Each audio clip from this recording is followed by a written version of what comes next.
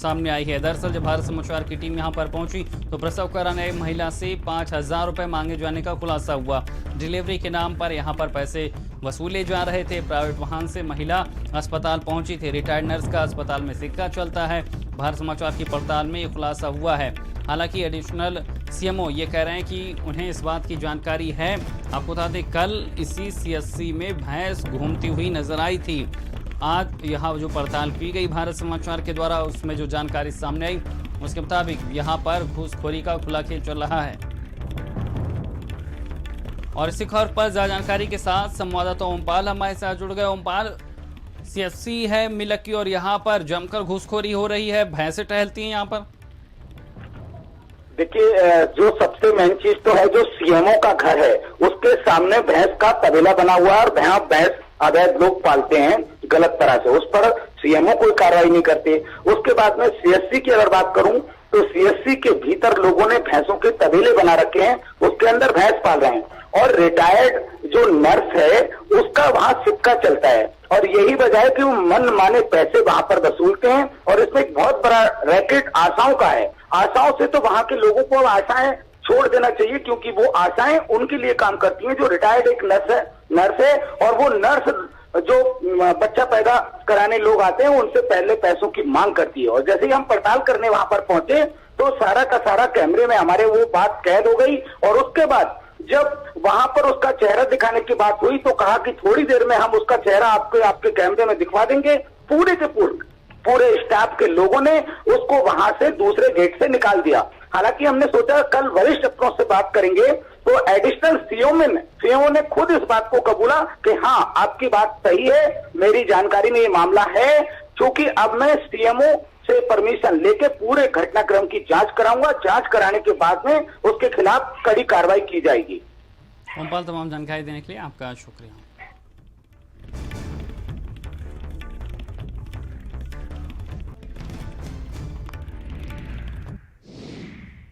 पिछले 1 घंटे से हम सामुदायिक केंद्र मिलक में हैं और यहाँ पर थोड़ी देर पहले एक युवा जो अपनी पत्नी को प्रसव कराने के लिए यहाँ लेकर आया था, उससे 5,000 रुपयों की मांग की गई। और उन्हीं सब चीज़ों को लेकर जब हमने यहाँ के स्टाफ से जानने की कोशिश की तो हमको पूरे के पूरे 45 मिनट तक इस बात के लिए उलझाए रखा कि अभी हम उनको बुला रहे हैं और आपके सामने उसका चेहरा दिखाएंगे और बातचीत कराएंगे। लेकिन इसी बीच में उन्होंने उसको किसी रास्ते से निकाल दिया। ये देखिए नर्स ड्यूटी रूम। जब हम आए थे तो यहां पर कोई नहीं था। वो युवा हमको मिला था जिसने हमें सारी बात बताई थी और अब हमको इतने सारे लोग मिले जो यहां पर खड़े हैं। दीदी, आपका क्या नाम है? मेरा नाम निहारिका। निहारिका, तो ये बताइए यहां पर अभी कितने लोग ड्यूटी पर हैं? 2 लोग ड्यूटी पर हैं। मैं नाइट ड्यूटी में आई हूँ और ये इवनिंग ड्यूटी करके जा रही हूँ। अच्छा, दिन में कितने लोगों की ड्यूटी यहाँ पर रहती है? हर वक्त एक स्टाफ रहती है। तो जरा सबके नाम गिनाइए। एक मैं निहारिका यादव और शशि, प्रीति, आयशा सिस्टर, अंजू। लेकिन एक ऐसा नाम भी है जो अभी हमको बताया जा रहा है, जो पहले यहाँ से रिटायर्ड हो चुके हैं वो भी यहाँ पर आ रहे हैं और उन्हीं ने पैसे की डिमांड की है। मैं भी ड्यूटी पे आई हूँ। ये मामला उससे पहले का है। वो आती हैं अस्पताल में? मेरे सामने नहीं आती हैं। मेरे सामने नहीं आती हैं। आप लोग बताओ, आप लोग थे? क्योंकि वो लड़का जब आया था तो आप लोग अंदर थे, कह रहे थे हम दिखाते हैं। नहीं, मैं तो अंदर मैं तो लेबर रूम में अच्छी स्टिच कर रही थी। अच्छा जी। तो वो जो लड़का हमको बता रहा था और वो अंदर जाने की, क्योंकि हम तो जा नहीं सकते उसके अंदर, इसी बीच में उसको निकाल दिया गया। कितनी बार देखा है उसको अस्पताल में, बनीता जी को? मैंने तो देखा नहीं है।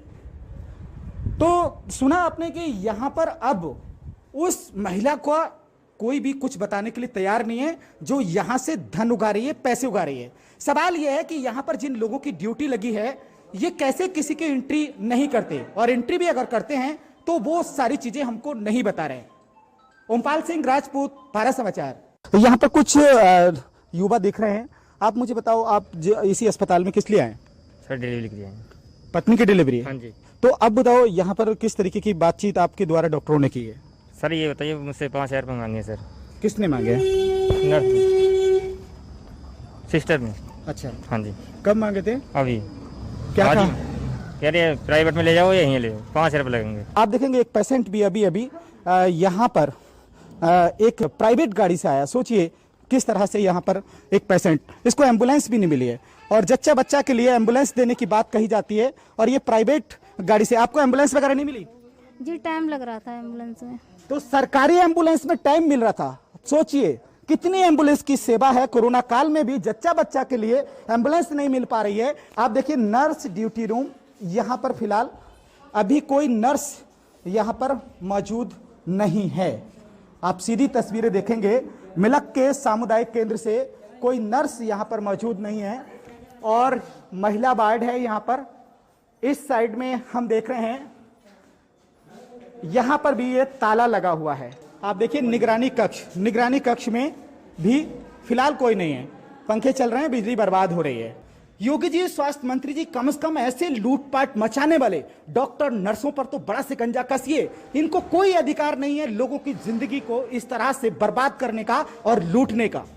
भारत समाचार के लिए ओमपाल सिंह राजपूत, रामपुर।